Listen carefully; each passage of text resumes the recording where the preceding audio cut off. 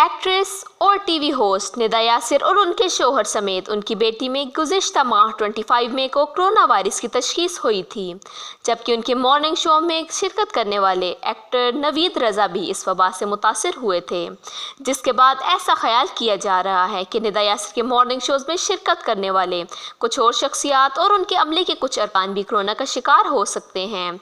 मगर एक्ट्रेस का दावा है कि इनके अमले समेत घर के मुलाजमीन में कोरोना वायरस की तशख़ीस नहीं हुई, जबकि उनके बेटों में भी कोरोना वायरस मुंतकिल नहीं हुआ।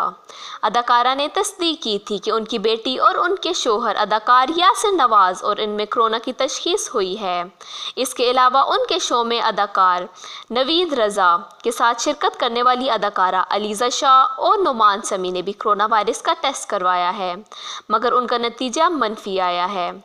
अदाकारा निदा यासिर और उनके शौहर में कोरोना की तशख़ीस के बाद उनकी सेहत के हवाले से शोबिज़ शख्सियात समेत उनके मदाह भी परेशान नज़र आए हैं, जबकि उनकी सेहत याबी के लिए दुआ भी की गई हैं। मगर गुज़िश्ता चंद दिन से अदाकारा निदा यासिर की सेहत के हवाले से सोशल मीडिया पर मुख्तलिफ अफवाहें फैलाई गईं, जिसके तहत निदा यासिर ने इंस्टाग्राम पर अपनी तस्वीर शेयर करते हुए वाज़ेह किया है कि उनकी सेहत बेहतर है और वो अहले खाना के साथ घर पर ही मौजूद हैं।